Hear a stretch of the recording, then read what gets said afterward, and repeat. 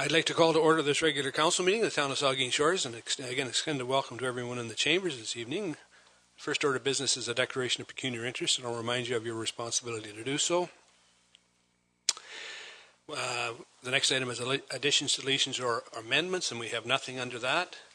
So we move down to number 4, which is adoption of minutes. And the first one, and I have a motion that's been moved by Councillor Dave Mayette, seconded by Councillor Grace. The council adopts the minutes of the regular council meeting and the special council meeting of June 27th, 2016 as presented. Is there any errors or omissions or comments? All in favor? Opposed? That's carried. The next item is committee of the whole minutes, June 22nd and June 27th. It's been moved by Councillor Minaj, seconded by Vice Deputy Mayor Huber.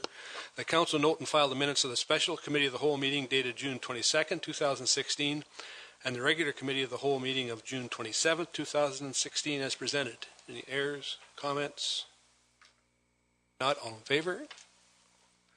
It's carried. Next item then is a general government report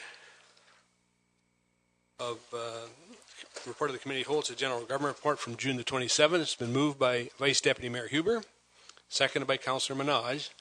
The Council of the Town of Saugeen Shores adopts the general government report dated June the 27th, 2016, recommending the following.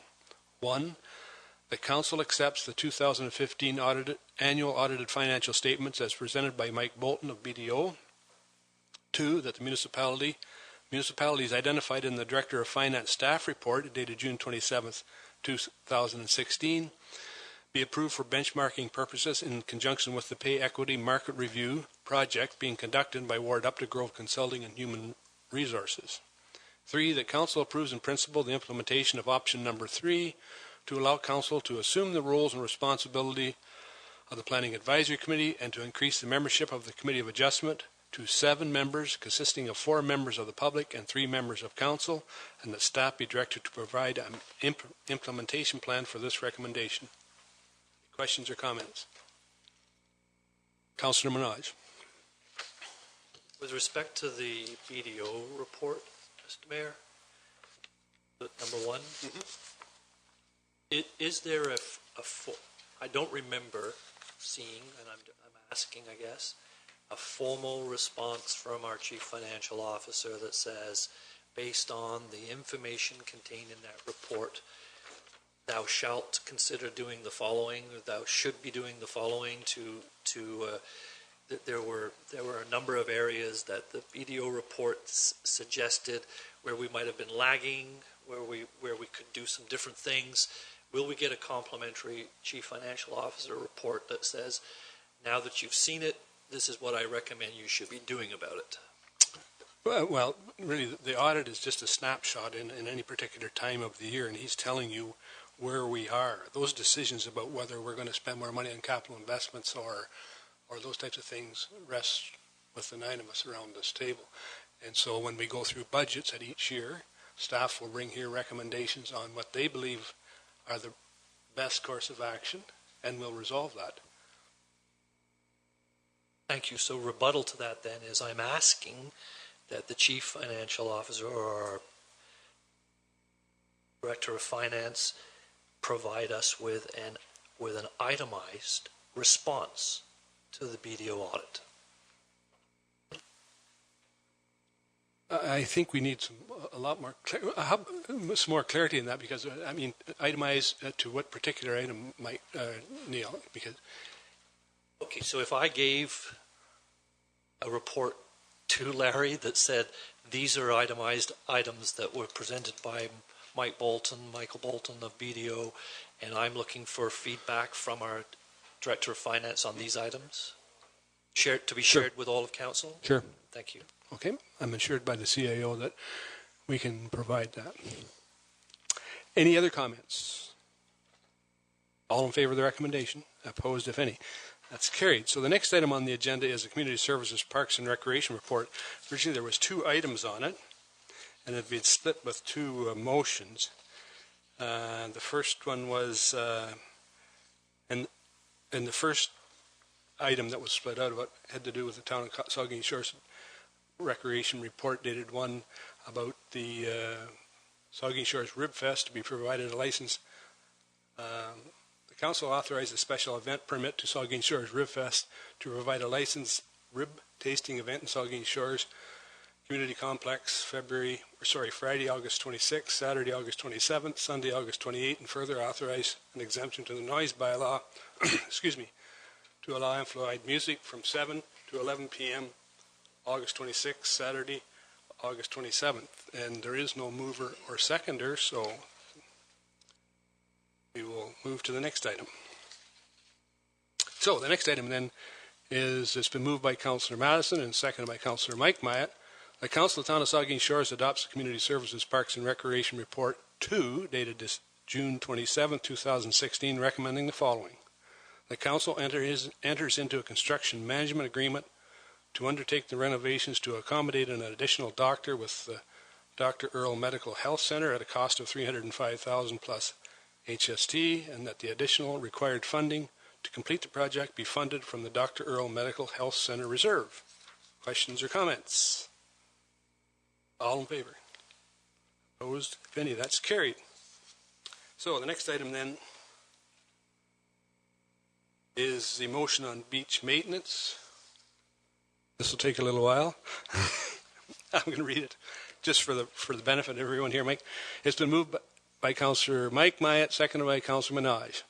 Whereas business in Saugeen Shores relies heavily on summer tourism trade, and whereas visitors to our beach in Southampton, Port Elgin, Gobles Grove, and Knights Grove in the town of Saugeen Shores provide economic spin-offs to our local economy, and whereas residents of Saugeen Shores and tourists, when visiting our beaches, expect a level of maintenance that encourages return visits rather than being a detriment towards repeat visits, and whereas residents of Saugeen Shores and tourists have witnessed a declining level of maintenance and deterioration of our beaches, primarily at Port Elgin, Gobles Grove, and Knights Grove, and whereas our Port Elgin Beachers Association has long supported the beach groomer trial, and whereas the Ministry of Natural Resources has played an influential role with determining the level of service Saugeen Shore staff are able to carry out with machinery along our waterfront due to the arrival of piping plovers at the Port Elgin Beach, and whereas there has been a call from members of the public and tourists for a common and reasonable ground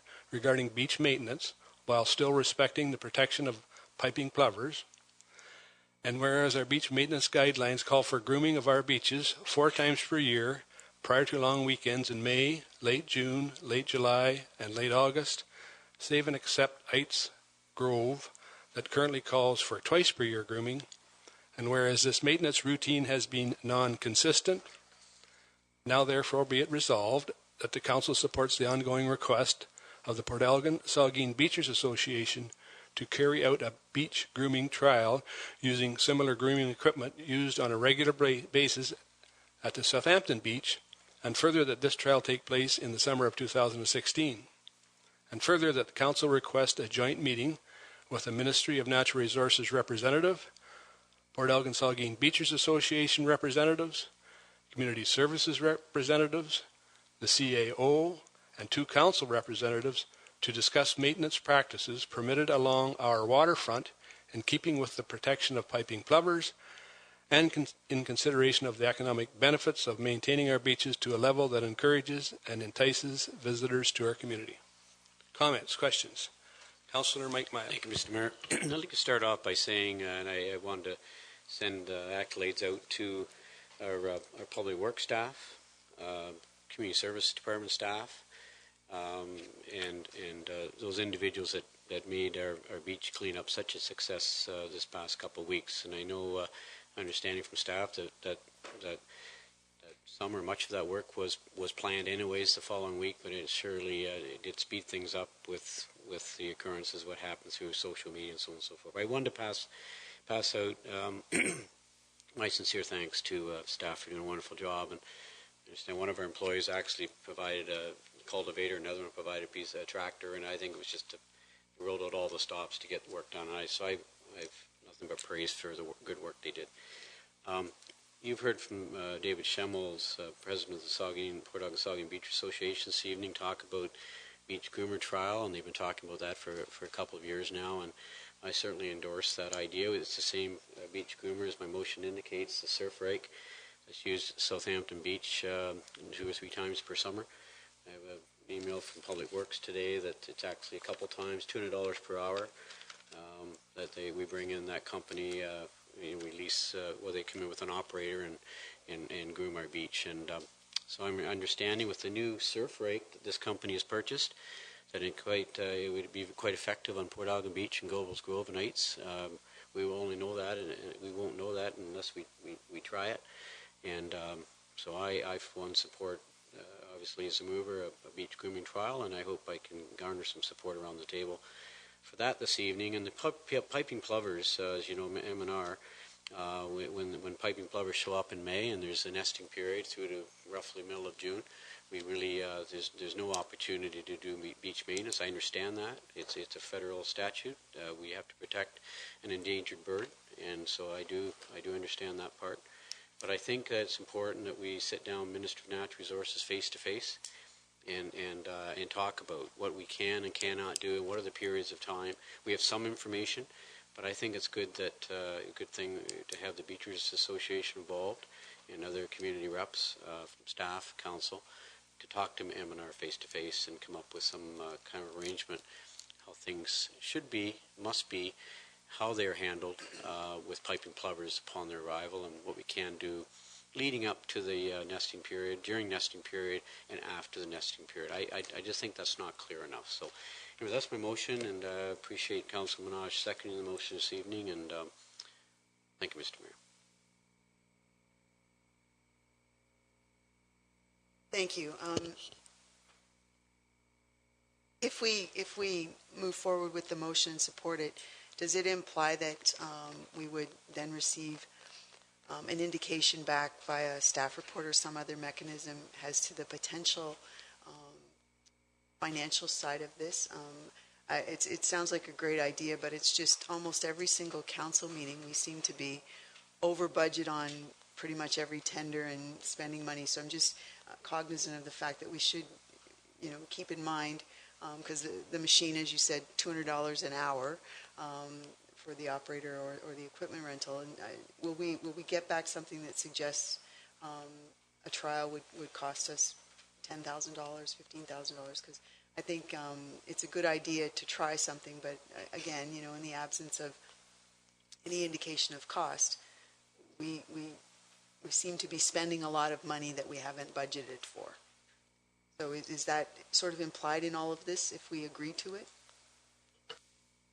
Well, I read the motion. I guess you can imply whatever you want, and I think I would, and I guess I would speak to it. I would certainly hope that we could, perhaps before we do that, staff would come back with an idea about what costs and how it would work and that type of thing, because I think, in fairness to everybody, we should know how much it's going to cost. I think Councillor Minaj, and then we'll go right down. Thank you, Mr. Mayor. I chuckle because I feel like this first world problem is definitely one that has tested my patience, and I would really like to get moving on these items. This trial is long overdue.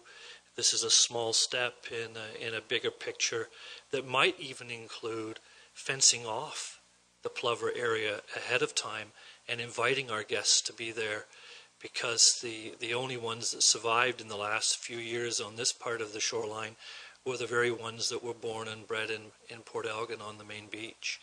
So this, to me, we need to keep talking. We need to keep all of these partners involved, but we need some action items.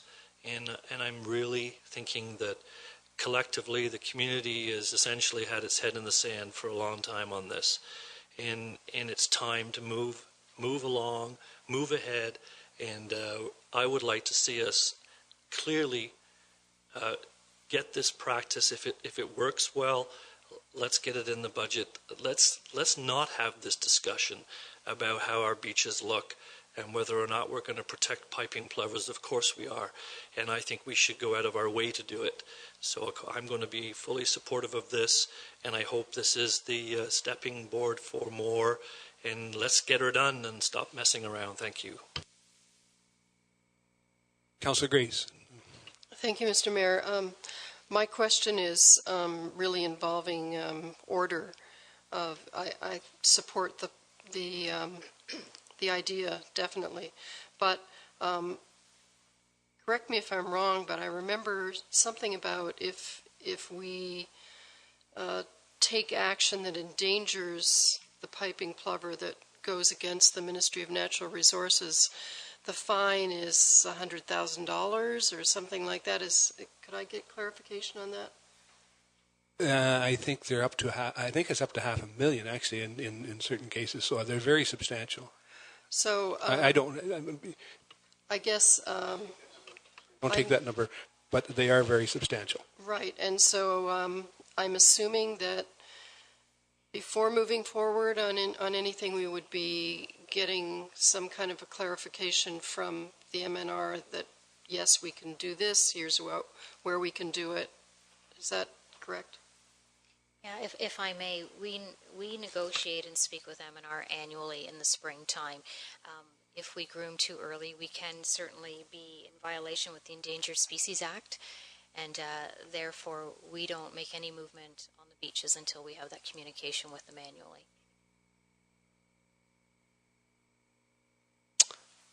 Councillor Dave Matt. Thank you, Mr. Mayor. I've heard it 2 times said tonight, once with David Smelt and once by Mike Mayette, that they want to use the same machine that we currently use on the Southampton beach. So we already own one of these machines? We lease it. Okay, so we have one in our possession.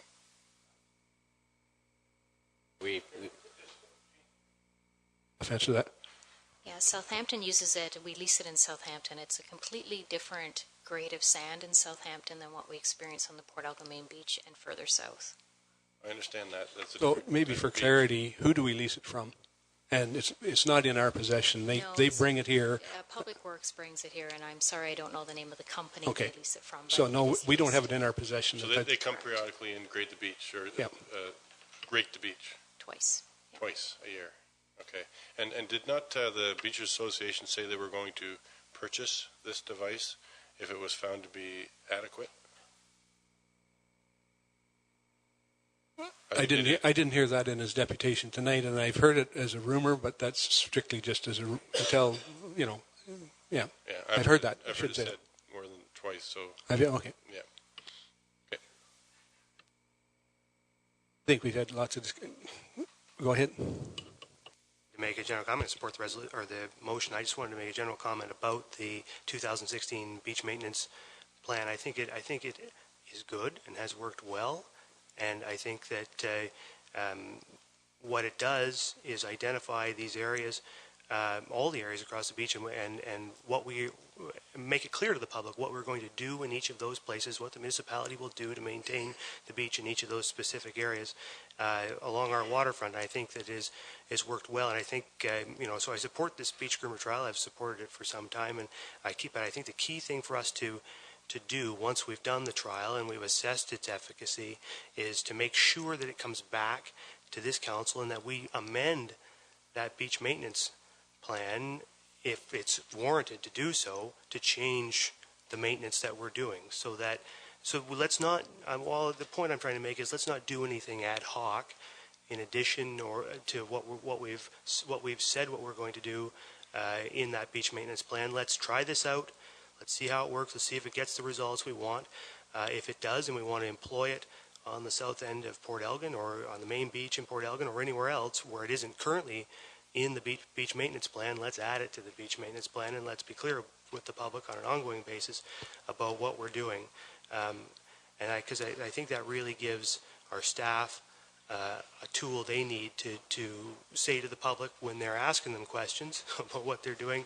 Here's what we're supposed to be doing. Here's what council has told us that we should be doing on these public beaches, and then when somebody comes up and says, well, I'd like it to be done differently, then they can come to council, come here rather than going to our staff on the beach or anybody else, frankly, come to this council and say, no, I think that you should be doing it this way, and we can discuss it and we can change the plan. But let's keep that pattern up, and with whatever we do, and let's be clear with the public when they do this test that it's going to have to come back to this table and we're going to have to make that choice. Thank you, Mr. Mayor. Councillor Madison. Thank you, Mr. Mayor. I too will be supporting this motion. I have a question for Jane. The machine that we currently lease for the Southampton Beach, is that the same machine that Mr. Schmelt showed us that lifts and removes the invasive grasses? My understanding, it's a similar machine. I can't make comment if it's exactly the same or not.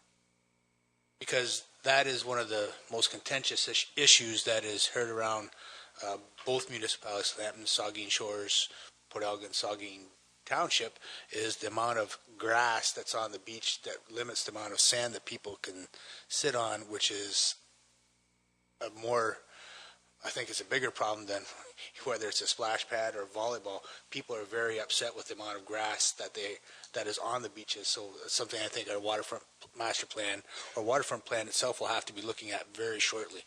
Thank you, Mr. Mayor. Any further comments? I support the motion too, and I think it's a great step going forward. I do agree with Diane. I think we need to have some idea. Is this going to be $50,000 or $20,000 or $2,000? I think that's important, and perhaps it would be nice if we could come back with a number before we go ahead and do it, because it's money that we did not budget again. So, if that's all that is, any further questions? All in favor? Opposed, if any? That's carried. So the next item on our agenda is bylaws, and it's a bylaw to authorize the acquisition of land, Part 1, Plan 3R 9816 from Mystic Cove Developments. And it's been moved by Deputy Mayor Charbonneau, seconded by Councillor Madison. The bylaw 84-2016, being a bylaw to authorize the acquisition of land, is hereby read a first, second, and third time, and finally passed and sealed this 11th day of July 2016. Questions or comments? All in favor? Opposed, if any? That's carried. And the next is a close to public session, and it's been moved by Councillor Madison and seconded by Councillor Mike Myatt. The council move into a close to public session in accordance with bylaw 63-2015, section 382B, regarding personal matters about an identifiable individual, more particularly regarding the recruitment of a chief administrative officer and a personnel matter. All in favor? That's carried. We will be reconvening here in open session after the closed session.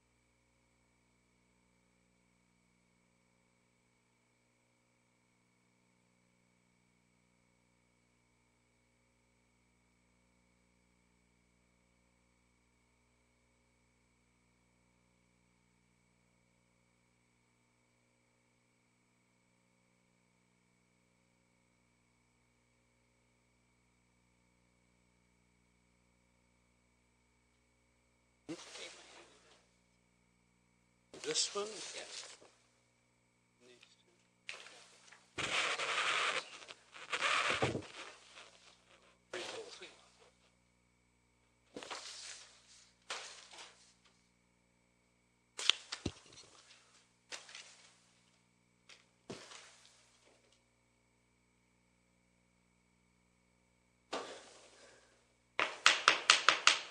We're going to start here. It's been moved by Councillor Huber and seconded by Councillor Minaj that the council arise from the close to public session and resume the regular council meeting. All in favor? Carried. It's been moved by Deputy Mayor Charbonneau, seconded by Vice Deputy Mayor Huber, that bylaw 85-2016, being a bylaw to appoint a chief administrative officer of the Corporation of the Town of Saugeen Shores and to define the general duties, roles, and responsibilities of the CAO is hereby read a first, second, and third time, and finally passed and sealed this 11th day of July 2016. Any discussion? All in favor? Opposed? If any, that's carried.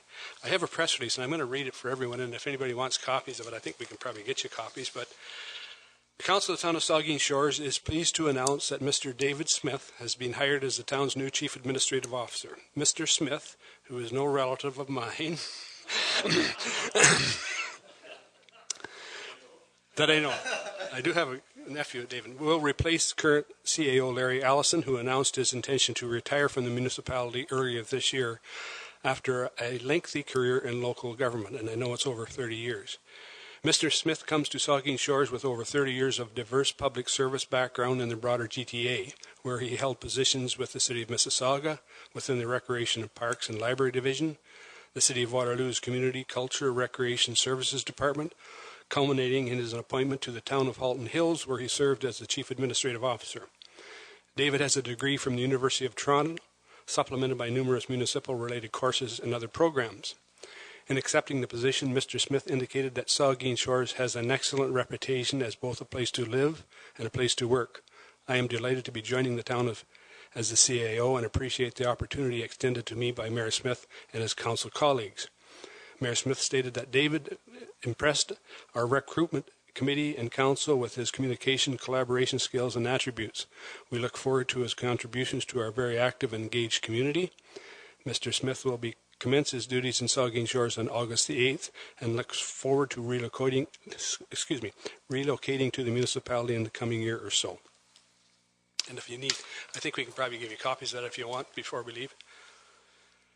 It's been moved by Councillor Grace, seconded by Councillor Dave Mayette, that bylaw 86-2016, being a bylaw to confirm the proceedings of the Council of the Town of Saugeen Shores, is hereby read a first, second, and third time, and finally passed and sealed this 11th day of July 2016. All in favor? It's carried. And it's been moved by Councillor Mayette and seconded by Councillor Grace that this regular council meeting of July 11, 2016 hereby adjourn at 10:17 p.m.